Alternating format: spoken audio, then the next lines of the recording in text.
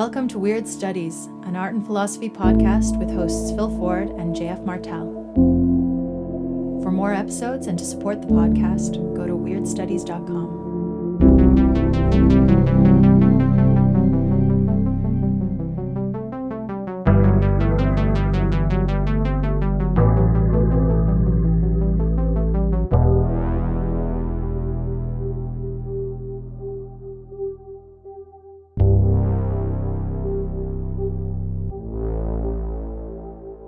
Hi, this is Phil.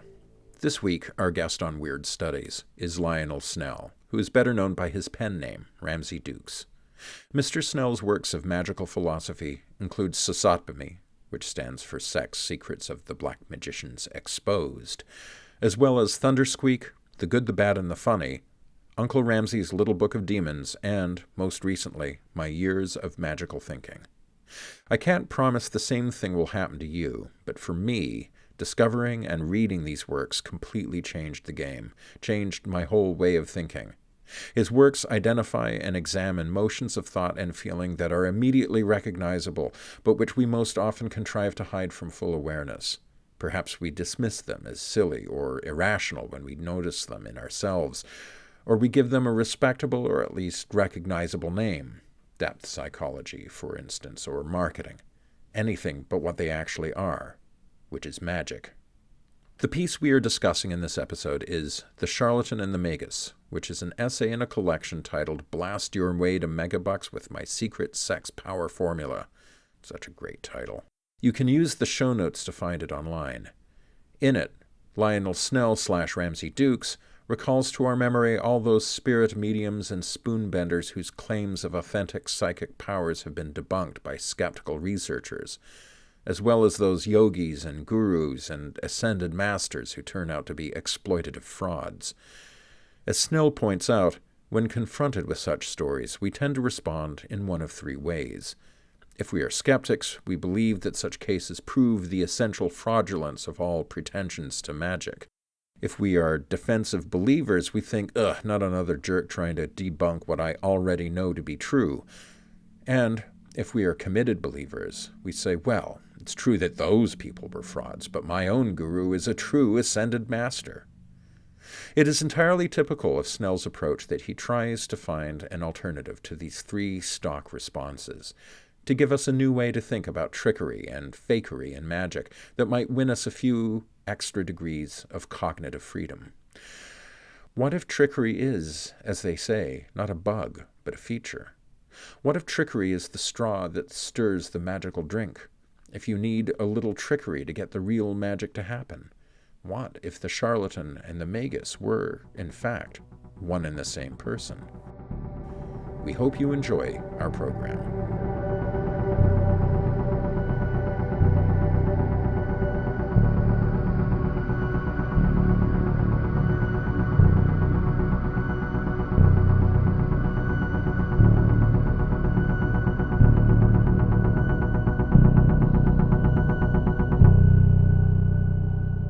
Just want to thank you so much for coming on our show and talking to us. I admit to being slightly apprehensive about this interview simply because I have read your stuff for so long and have gotten so much from it. It's, I don't know. These are pieces of writing that have really heavily influenced my own worldview, really shaped my own idea of magic and what it's about. Yeah, it feels like such an enormous honor to be talking to you in person. I almost don't know what to say. So, well, let's just present the essay first. So the essay is The Charlatan and the Magus. It's do we say Magus or Magus or I've never known how to pronounce that word. Right. Yeah. How do you pronounce it? Magus, I think I do. Yeah. Yeah, Magus. So The Charlatan and the Magus, and it was published in 1983, correct? And so that's the essay we're going to be exploring today and discussing, at least as our starting point for the discussion that may go elsewhere. We'll find out. But Lionel, if you want to tell us a little bit about how the essay was written. Well, I've just read the introduction, which says actually it was spring '84. It was a meeting of a group called the Society, which was a sort of occult essay club. founded by Gerald Suster. And it was notable for having a number of, it was about 20 people or so it might be at a meeting, but many of them were people who had written academically about magic. There was, apart from Gerald Suster, there was Francis King, Bob Gilbert, Elic Howe, Tanya Lerman, Christopher McIntosh, Nicholas Goodrich Clark, all of whom by then or since then had written books on specific aspects of magical history. So I was a bit overawed about how I was going to read an essay to these people who were so academic and that, and whereas I was the crank who actually practiced magic. And so that explains partly the sort of caution in the thing, where I advance and then I go back and sort of as though I'm making sure they're catching up with me, and I'm not making anything too presumptuous or assuming too much. And I realised that when I read it through. Now the other thing, small detail, is that I wrote this on, for me, what has been just about the best computer ever made, which was the Tandy Model 100, which was a little thing the size of an A4 pad with a proper keyboard on it, a proper clanking one, and a tiny little LCD screen, which meant that you could really sit in a park or on a moving bus or something, because it had quite large writing, and you could write and you could edit an article. It was fantastic. Now the thing was that, of course, I was going to have to print it out, and the turned out there was a portable printer. It was a thing a bit like those card readers that they have in restaurants, with a big roll of paper, which you put your card in and out comes a receipt. It was a small box which had a big roll of paper, and it had 4 tiny little ballpoint pens in it. So it went jiggity, jiggity, jiggity, jiggity, and wrote with little ballpoint writing in colour, and you got this long string of words. And so that explains the bit right at the end where I say, many yards of language stretch out before me, because I was unrolling this thing as I was reading. Yeah.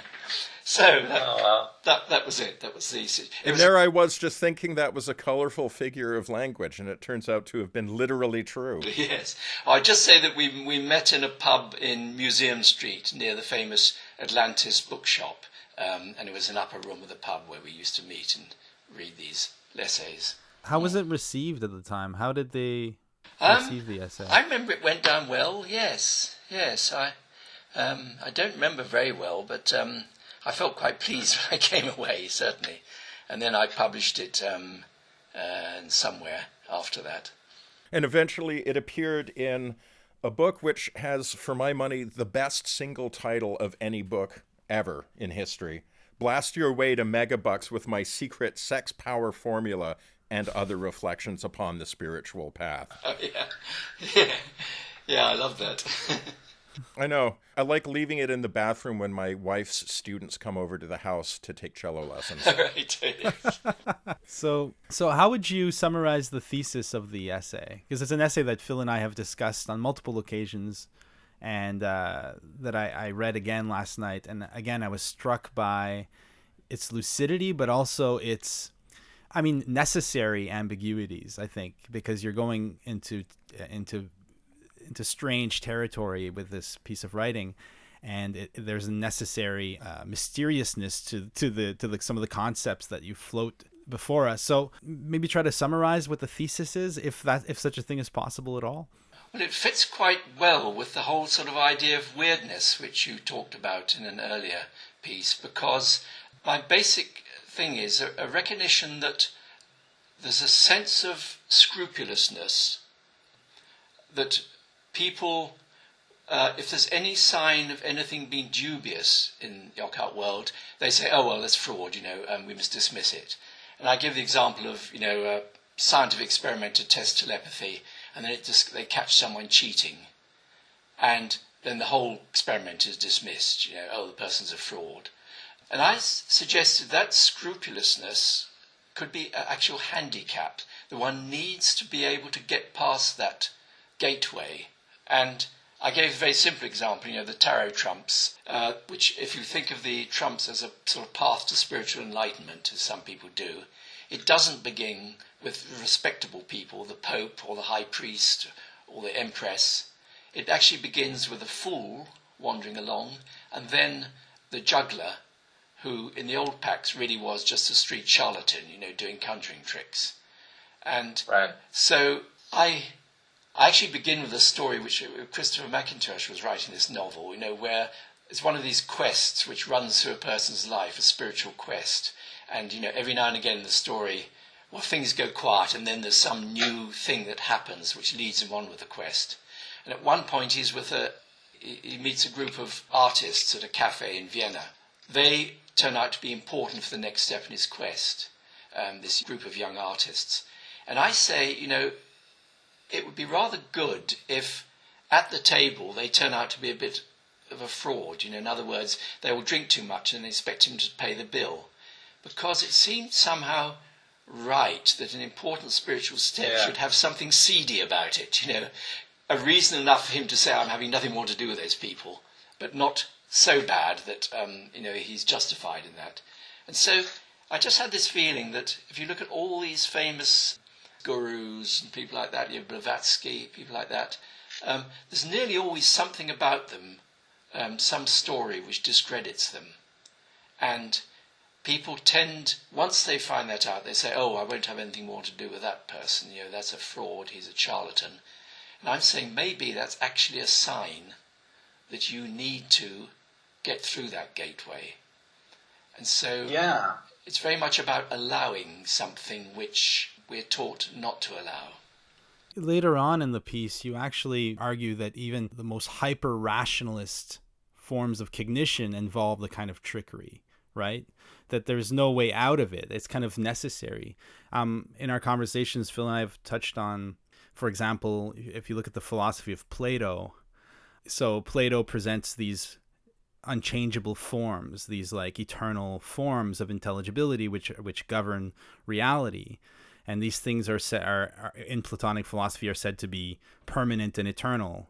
But of course, it's Plato that's creating the idea of the eternal form. So the idea that the forms were there before he came up with them is part of the concept he's actually inventing. So there's like a little trickery in that even. You know what I mean? Like I really like those parts because they point to the trickster as a much more universal figure than just the street juggler who's relegated to the alleyways and the back alleys. He's also in the laboratories and obviously in the halls of power and that sort of thing, right?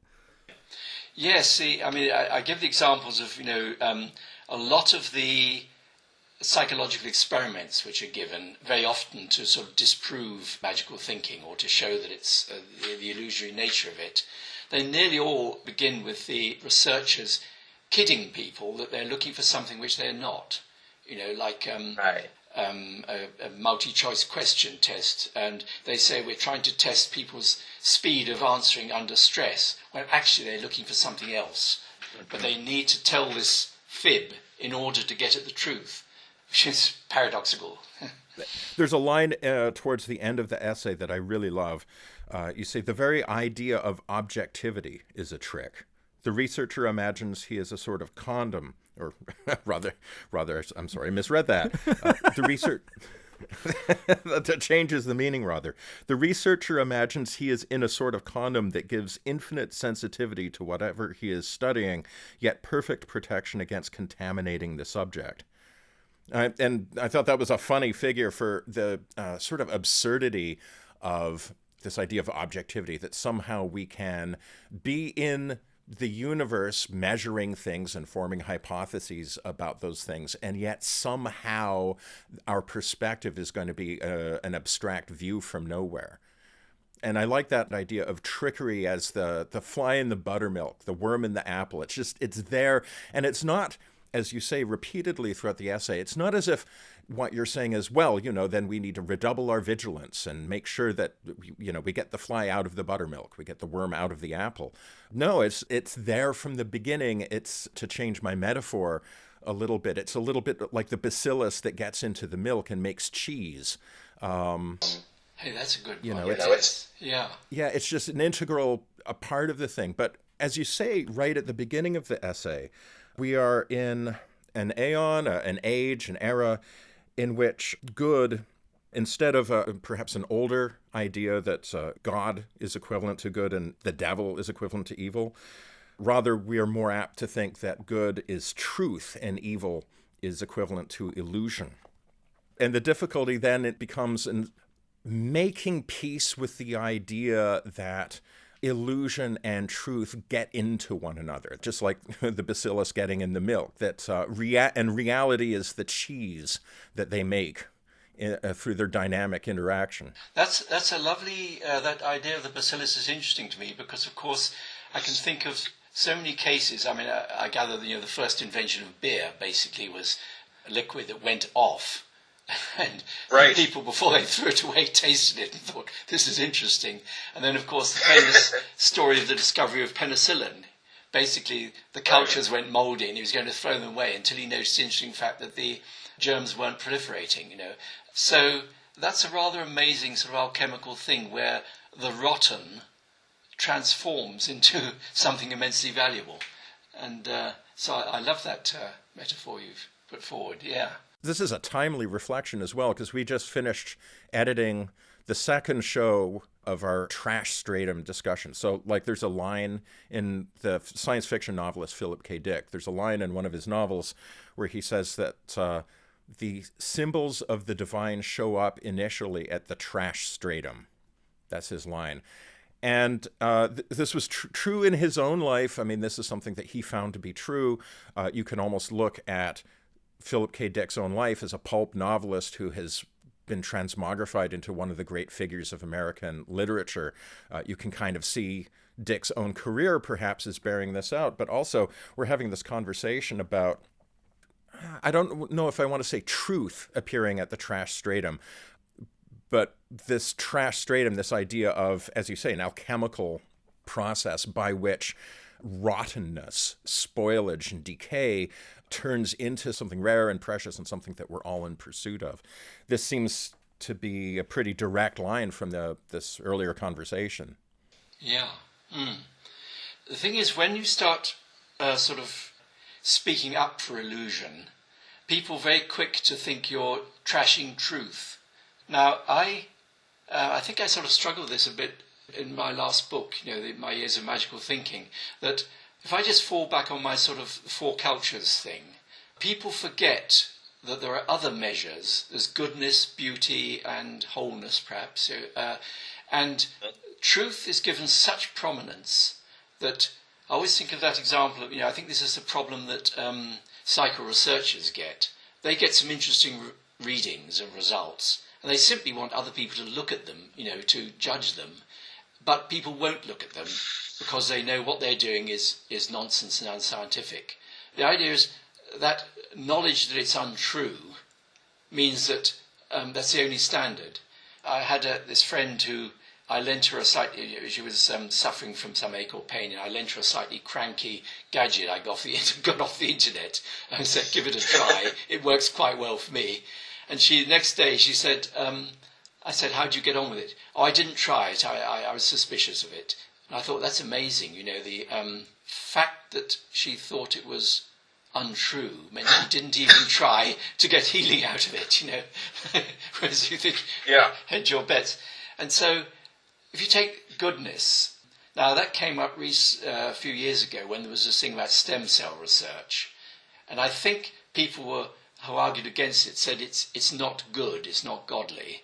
Now, that's a case where actually I back the truth people. This is going to tell us a lot about things. We're going to bring new cures and all that sort of thing. But if you push that a bit further and you had, say, a Nazi doctor saying, I want 100 Jews that I'm going to, starve to death or feed them with medicines and see how long before they die. And this is going to result in thousands of people being saved in the future because of our discoveries. And then I would say, but that's not good. And if he then said, but it's a mercy killing, that they're going to have years of horror in a concentration camp, these ones will be dead within a week. Now, all that is sort of true, but that's the point where I say goodness becomes more important than truth. In terms of beauty, my example was I'm teaching at a school and they decide to put on, is it Henry V, a Shakespeare play anyway, as a school play. And the history master says, No, we can't do that. That's nonsense. There's no evidence that, the king said, once more unto the breach, dear friends, and all that sort of thing, and spoke in couplets and so on and so forth. Instead, we're going to get everyone together for a 2-hour reading from a history textbook about that battle. Now, I would say beauty overrules that truth in that case. So people forget that there are other standards of judgment, like do you get healing from it, or whatever, because there's this huge emphasis on truth as the only thing. And so if you question that or say other things are important too, they tend to say, oh, you're being post-truth and, you're downgrading truth, whereas I'm trying to upgrade other standards of judgment. When I attended the University of Toronto, I had the good fortune to attend an amazing class on Thomas Aquinas. And it was one of those last minute choices. I had to pick a class to fill out the schedule, and I just kind of, I'll try this. And it was actually really illuminating. And one of the things that I got from it was that these three kind of transcendentals, truth, beauty, and goodness, is that they indicate different modalities, different ways of apprehending reality or of making judgments, at the same time as they test one another. So for Aquinas, for something to be true, it also needs to be good and beautiful, or else it can't even be true. Or if it's true in a false sense. It's a kind of like a banal or irrelevant truth, a truth that can be used to lie, So there needs to be this balance between these transcendentals, because for Aquinas, for the scholastics, these transcendentals are all refer back to this oneness, right? To this God that illuminates all of being. And one can take that or reject it. It doesn't really matter. But one of the things that I think is important is the question of how we preserve these three transcendentals. And we can add wholeness to that, unity. How do we preserve them in a postmodern age where, quote unquote, God is dead? How do they still matter, right? What argument do we have really against the Nazi scientists? Yes, I like that very much, because it's what I was feeling but not expressing, is that the idea that they're all in a sense linked. They're mutually supportive. So if you only emphasize one, you're losing out. Ideally, you do want, you say, beauty, truth, and goodness all to be in there in some measure. Yeah, I think that's very good. I mean, it's relevant, of course, now. This idea of we've got a post-truth society, and people are very worried about what politicians are saying and things like that. And the trouble is that if all they concentrate on is the truth, you get these rather fatuous arguments that, Trump says something about Mexicans taking all the jobs in America or something like that. And the response is to rush and find statistics to prove what Trump said wasn't true. And by the time you've done all that, he's moved on to something else. That's right. Looking at it as a sort of magical statement, for me, the question they should say is not whether it's true or not, but why did he say that? What was his magical intention? And then you can sort of either align yourself with that attention. If you think, well, he's trying to do something right, then I go along with it for the time being. Or else you decide what he's doing is evil in some way or not good. It's that question of why, rather than trying to use truth as the only measure for judging it. And I think that, because I think of the example of, advertisements. The famous phrase, Guinness is good for you. Now, do you rush off and do years and years and years of double-blind testing of Guinness to find out whether that's true or not? Or do you just say, why are they saying that? Beer has a reputation for being drunkenness and vomiting in the streets and so this, that, and the other. Guinness is good for you, could change the image. It's sort of, you get to it like a magical act. Then you can work with it. You can either decide, well, I like that, I like the taste of Guinness, I go along with it, or this is disgraceful, they're trying to make people drink more of the stuff, whatever. But it really comes from that analysis for me, rather than getting very het up about whether it's exactly true or not, as the first principle.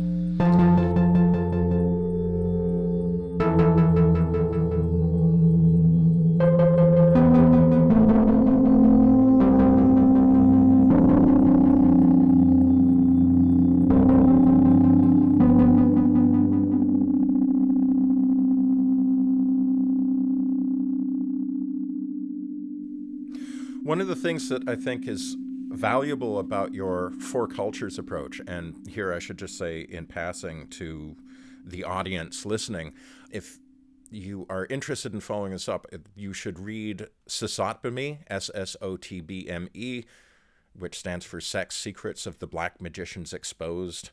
And that is Lionel's early book, since revised, that presents an elegant, brief, but very filled out theory of magic that revolves around an idea that there are four cultures: a culture of science, a culture of art, a culture of magic, and a culture of religion, although I think I just listed them out of order. But one of the ideas implicit in this is the idea that there are regular cycles by which the kind of dominant complexion or flavor of a given culture at a given period of time changes and is oriented more perhaps towards a scientific culture, and then with a turning of the aeonic wheel, that will turn into more of an arts culture, and so on. Let me think. What is the sequence? It's magic, art, religion, science. Yes, that's it. Which is usually presented, you see, as a sort of a linear thing.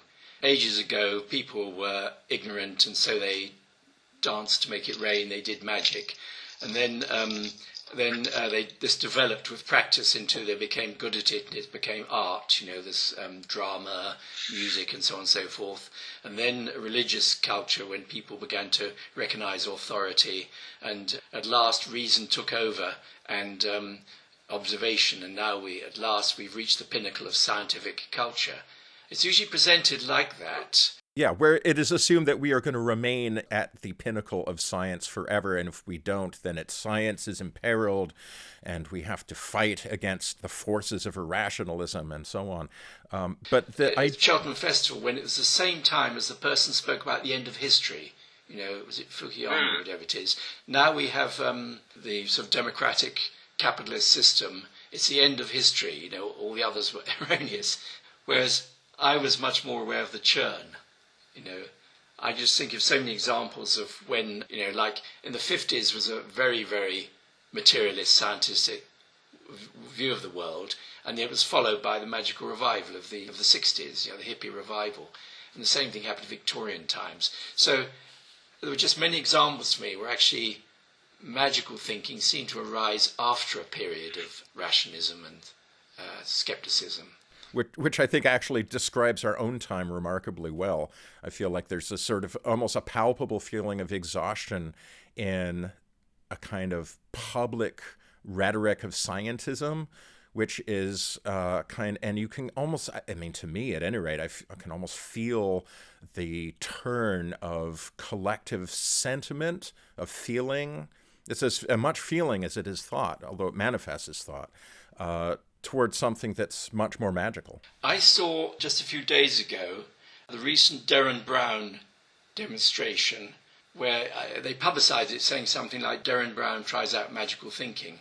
Now, he was very much rose up on the sort of Dawkins debunking type of conjuring. You know, he would demonstrate something which looked like prediction or tarot reading or whatever, and then expose it as being, you know, a rational explanation behind it and human deception. And that sort of went out of fashion. You know, it was quite a craze after the 2000 or so. And then there was a move to more people, psychic entertainers. It began really with people who might do the same show, but instead of saying, there, I've shown you that it was just trickery, they would leave the audience to decide what they thought. In other words, they leave it open-ended. And they found that actually people love the mystery. They would prefer to feel they'd experienced magic than to be told that everything was just a fraud. Now, the interesting thing to me about this recent Darren Brown thing was that he played the role of a hellfire preacher doing healing. And he didn't, at the end, sort of say, there, it's all a fraud. He gave a final speech about, you know, the wonderfulness of human nature and our extraordinary brains, because he actually sort of healed people in front of the audience, you know, things like that.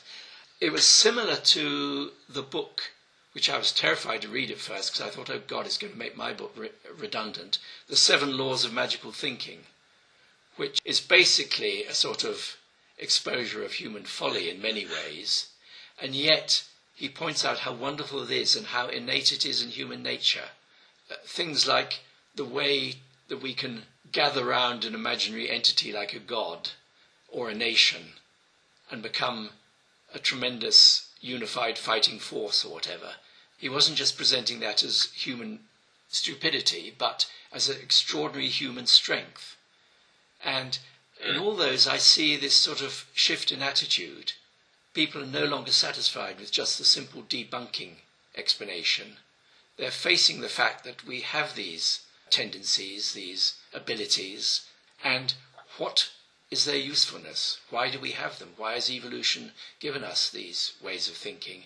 And I find that richer, much richer, to look at things like that. I've just some time ago, I just read the book Sapiens.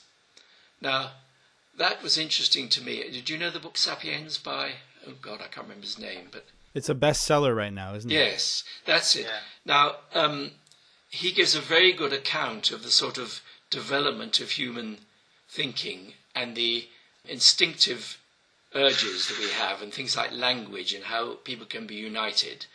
And it works very well for me because I see in it that progress through the cultures.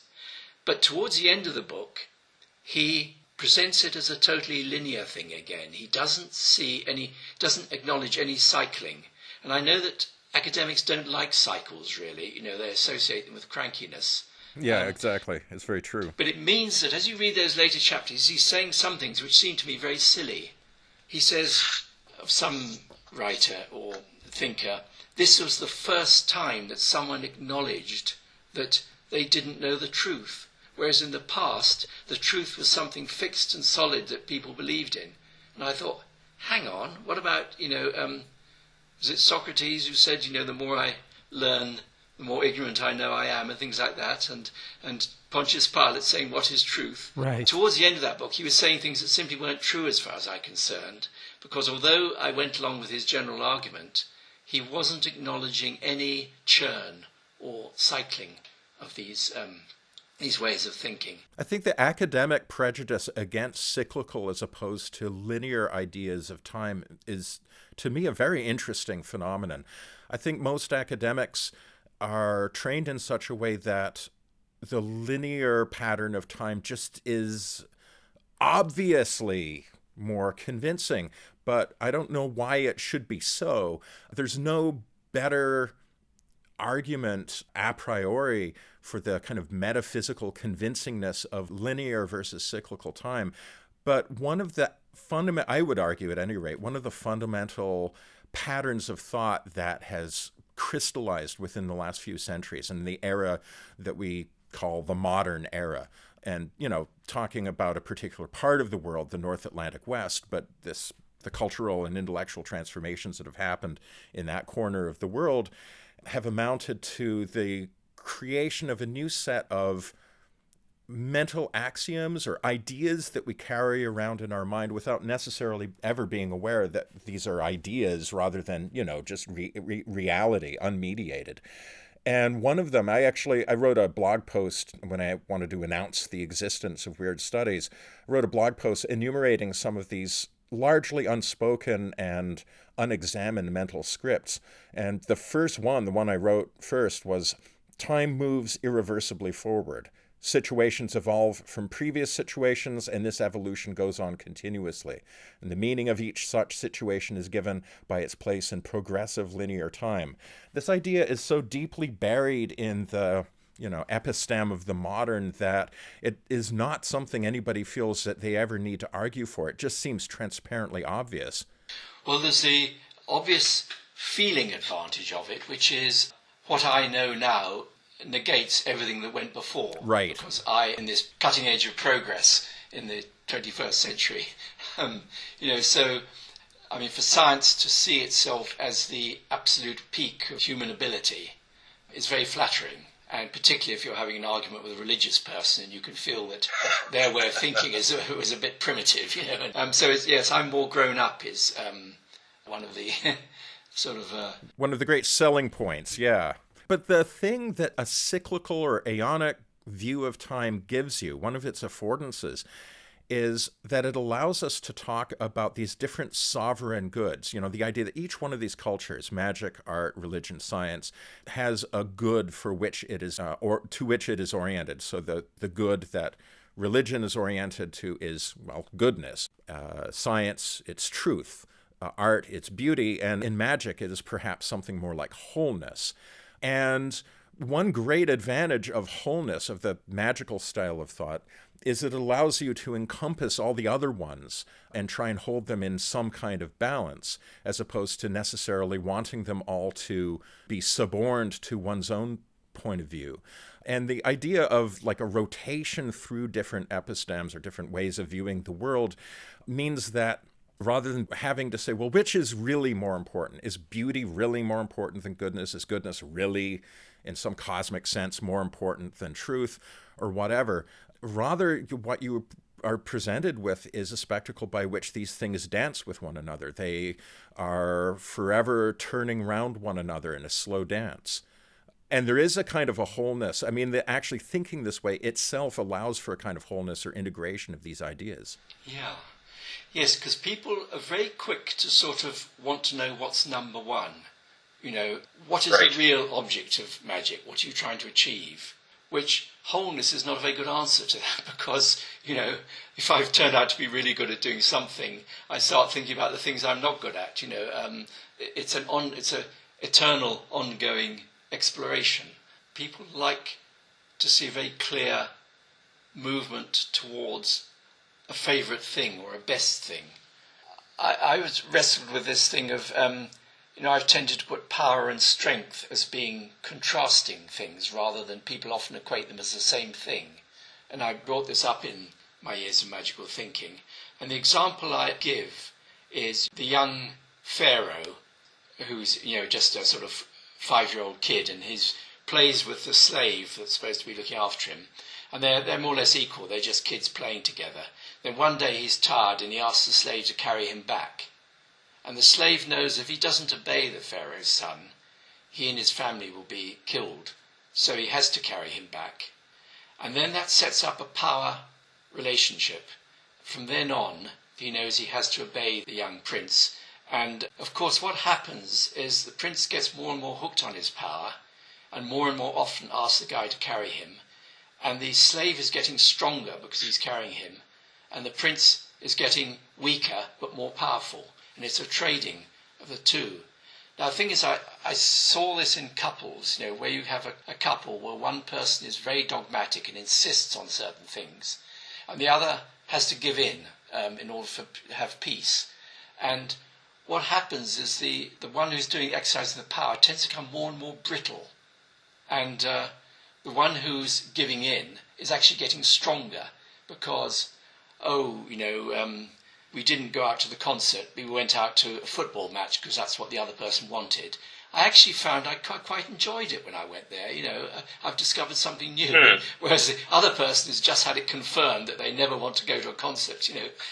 So that happens in personal relationships. And I see that in, there was a lot of talk towards the end of the last century on empowerment, as though that's just the greatest thing.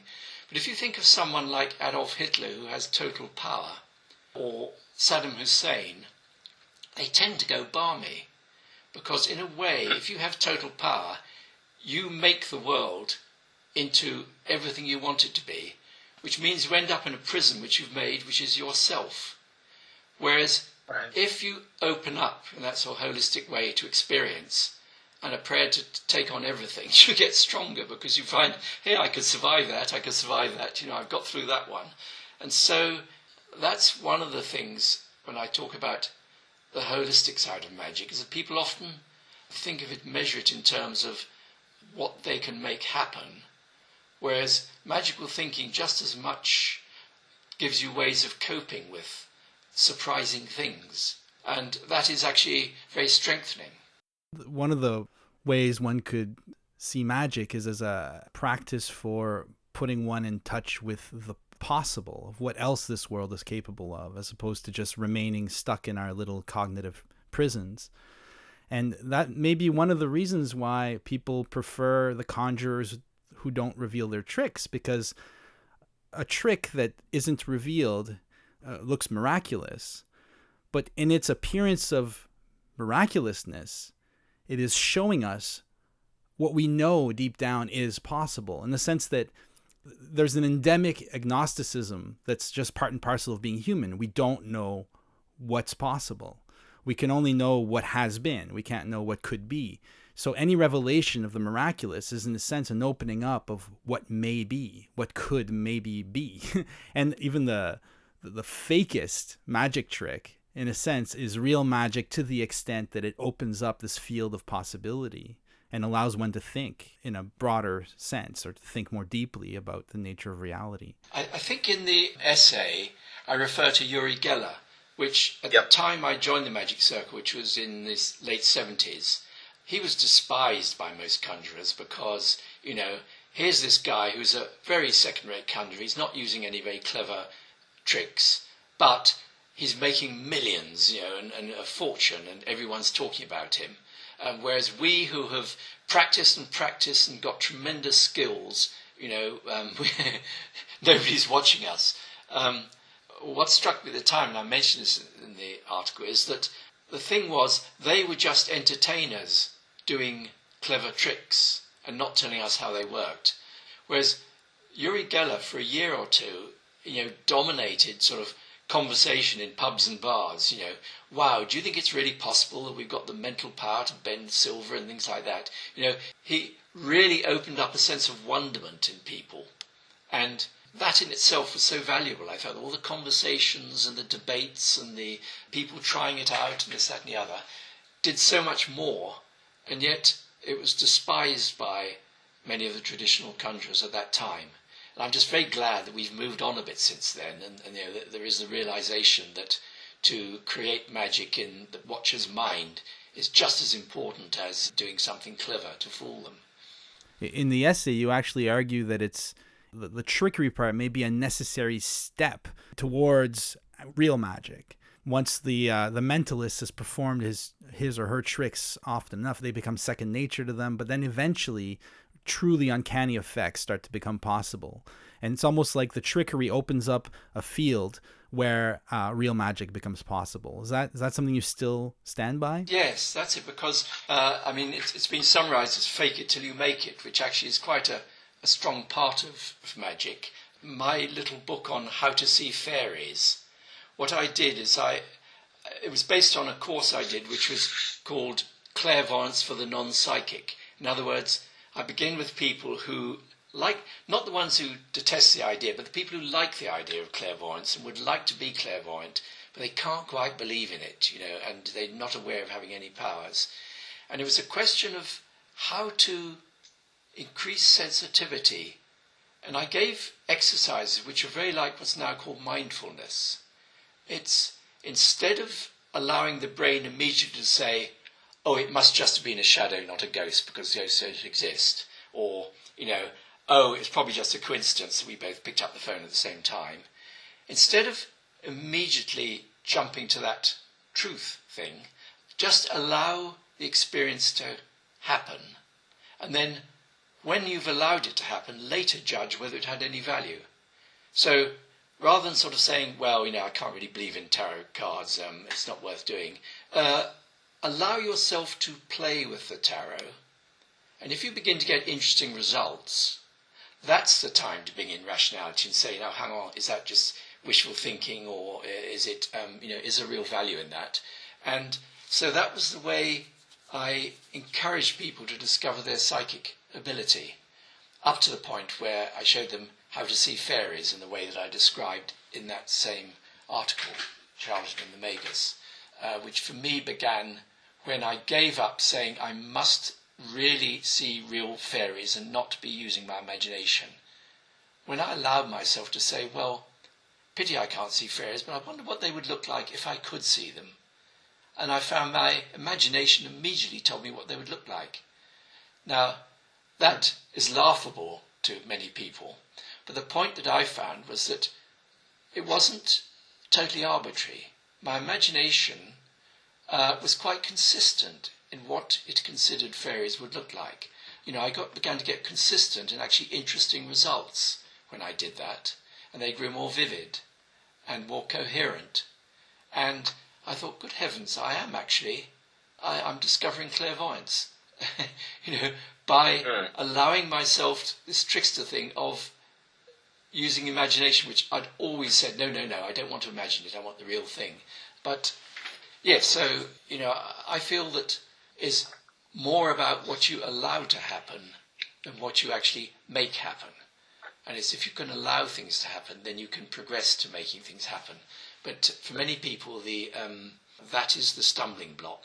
They might get a good result and say, well, I suppose it could have just been coincidence too quickly, rather than actually using the experience as a learning tool.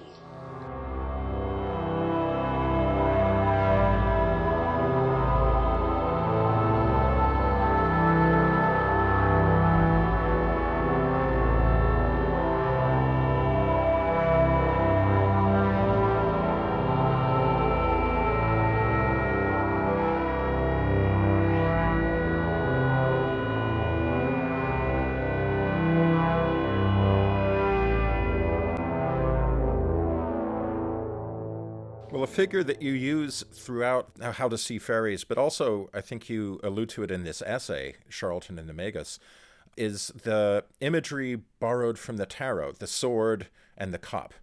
And that the sword and the cup define two interpretive possibilities. The sword is like the suit of swords, and the tarot represents the discriminating intellect, the tool that cuts away, that takes an object and starts cutting it into pieces, the better, through a kind of process of analytical disassembly, the better to grasp it. You grasp the whole by breaking it into parts. And so there's a good reason for that perennial symbolism of the sword for the rational intellect. But then the cup, the suit of cups, which in the tarot tends to symbolize emotion, human feeling, the cup is the opposite. It receives everything. It holds everything without judgment. It assembles. You put things together into a cup. You can mix the different ingredients of a cocktail in a cup. All the Grail imagery in the Arthurian mythos and elsewhere is of things being mingled in a cup, and that being a fundamental creative act. This is a really nice way of talking about something in interpretive philosophy or hermeneutic philosophy, the dialogue between criticism and charity, or critical thinking, as we call it, and something which we don't really have a name for because it's so seldom practiced in any kind of formal way, which is charitable thinking, a thinking aimed at wholeness, at assembling. And one thing I often say, and this is in my capacity as a university professor, as somebody who's teaching graduate students, higher education has an enormous inbuilt bias towards the sword. And much of what you've been saying in this essay, and also what you've just said now about like how to see fairies, well, don't whip out the sword too fast. Like if the first thing you reach for is the sword every single time, then chances are you're going to cut your experience to pieces before it has a chance to really do anything. And in the sort of more abstract terms of hermeneutic philosophy, I often say to students that, we are teaching you how to perform this sort of analytical disassembly, and that is an absolutely fundamental skill required of anybody in academia. But then I said the problem is we don't also formally practice putting things back together, making sense of things, wholes of things. We do it all the time, but it's much less theorized, and as a result, people who go through this kind of rigorous education often remind me of, like, it would be as if you went to the gym every day and you did curls with only your left hand. So you would end up with a massively hypertrophied left arm and this skinny, stringy little right arm. You're out of balance, right?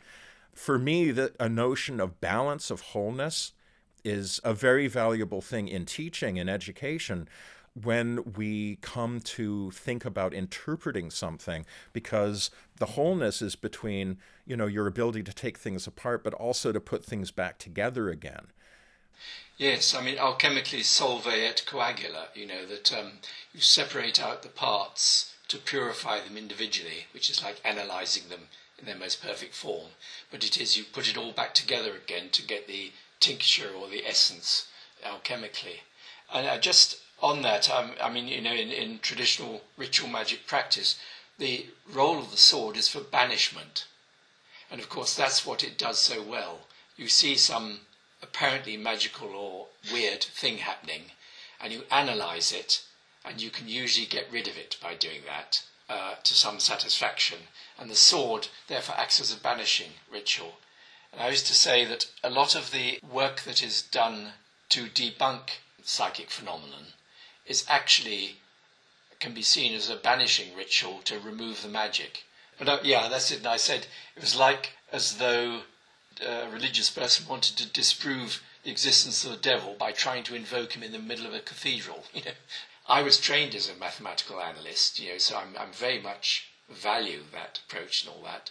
But I have learned to put it aside until I've got some interesting results really to analyse rather than make it a reason not to do things in the first place. It seems like what we lack today, one of the things that modernity lacks is what John Keats called negative capability, the ability to just dwell in uncertainty and strangeness and mystery and doubt without, as Keats put it, without any irritable reaching after fact and reason.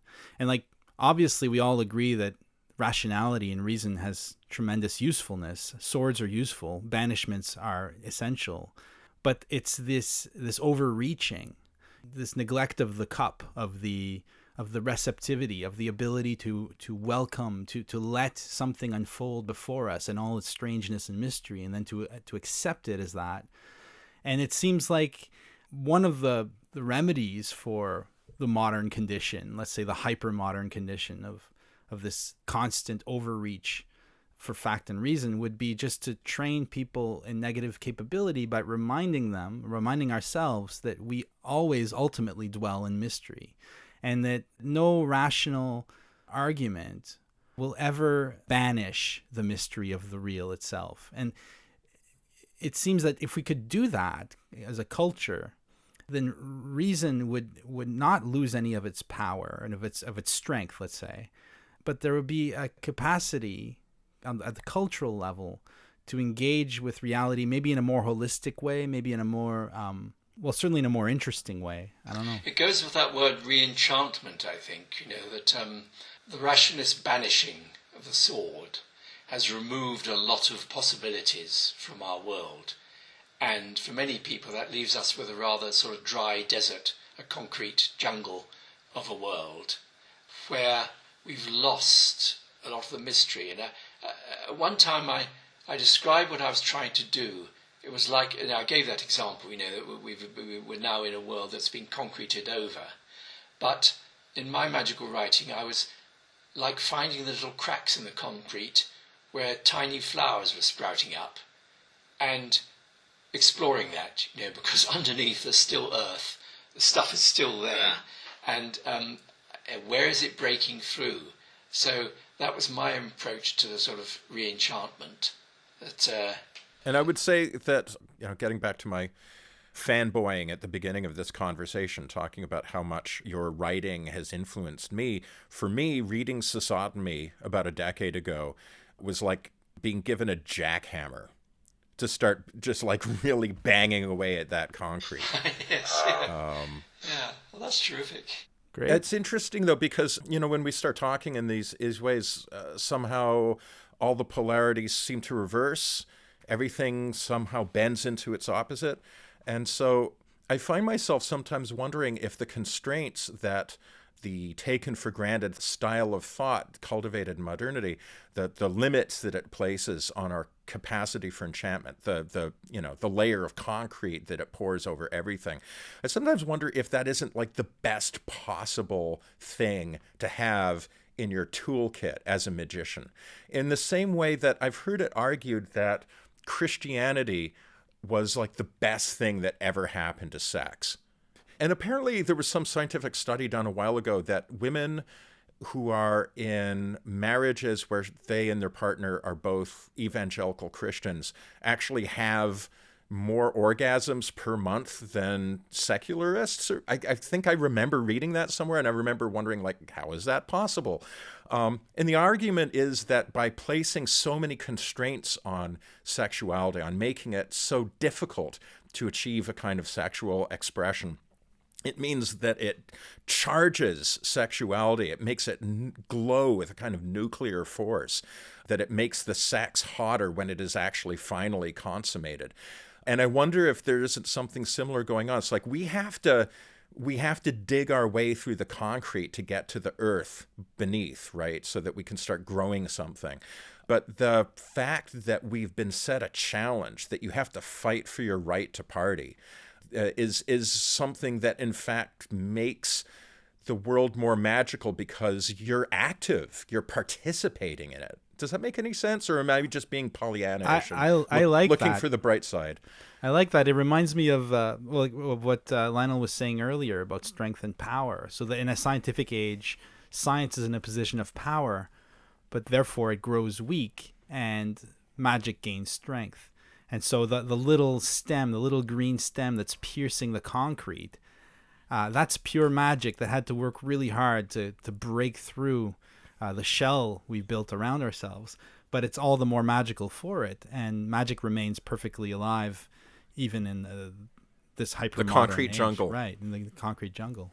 Yeah, and there's a wonderment in seeing that little plant sticking up through the concrete. You wouldn't have noticed it if it was in a field of flowers. But right. It catches the eye. It draws attention. I mean, I think that this emphasis on mindfulness, which has become something which I think even skeptics recognise the value of mindfulness.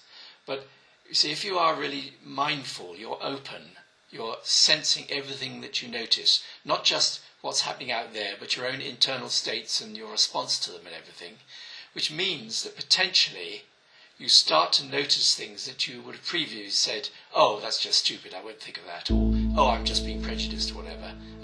You're actually opening up your awareness to more things, and that's part of the thing of allowing more magic to happen.